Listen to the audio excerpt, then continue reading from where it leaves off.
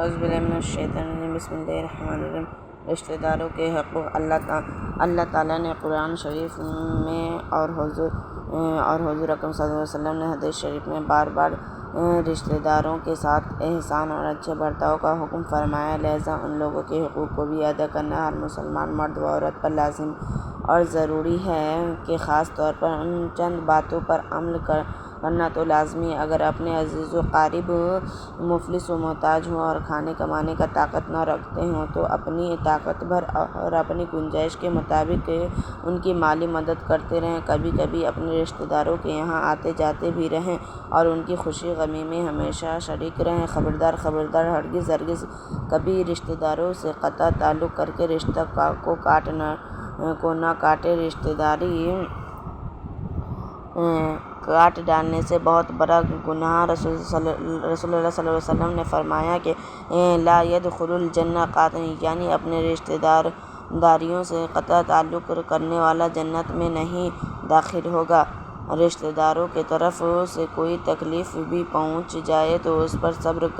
کرنا اور پھر ان سے میل جول اور تعلق کو برقرار رکھنا بہت بڑے ثواب کا کام ہے۔ حدیث شریف میں ہے کہ جو تم سے تعلق کاٹ لے تم اس سے میل ملاپ رکھو، اور جو تم پر ظلم کرے اس کو معاف کر دو، اور جو تمہارے ساتھ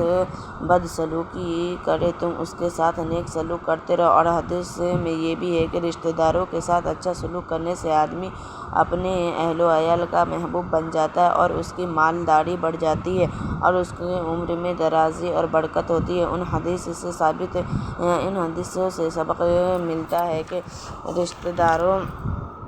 کے ساتھ نیک سلوک کرنے کا کتنا بڑا اجر و ثواب ہے اور دنیا و آخرت میں اس سے فوائد و منافع کس قدر زیادہ ہے، اور رشتہ داروں کے ساتھ بدسلوکی اور اس سے تعلق کاٹ لینے کا گناہ کتنا بھیانک اور خوفناک ہے، اور دونوں جہاں میں اس کا نقصان اور وبال کس قدر زیادہ خطرناک ہے۔ اس لیے ہر مسلمان مرد عورت پر لازم ہے کہ اپنے رشتہ داروں کے حقوق ادا کرنے اور ان کے ساتھ اچھا برتاؤ اور نیک سلوک کرنے کا خاص طور پر دھیان رکھے۔ یاد رکھو کہ شریعت کے احکام پر عمل کرنا یہی مسلمان کے لیے دونوں جہاں میں اصلاح و فلاح کا سامان ہے۔ شریعت کو چھوڑ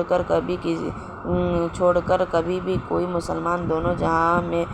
پنپ نہیں سکتا۔ جو لوگ ذرا سی باتوں پر اپنی بہنوں، پھوپھیوں، خالاؤں،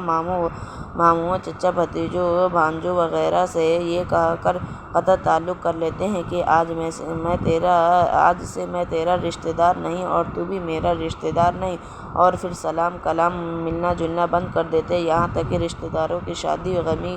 کی تقریبات کا بائیکاٹ کر دیتے ہیں۔ حد ہو گئی کہ بعض بدنصیب اپنے قریبی رشتہ داروں کے جنازہ اور کفن دفن میں بھی شریک نہیں ہوتے۔ تو ان حدیثوں کی روشنی میں تم خود ہی فیصلہ کرو کہ یہ لوگ کتنے بڑے بدبخت، حرمہ نصیب اور گنہگار ہیں۔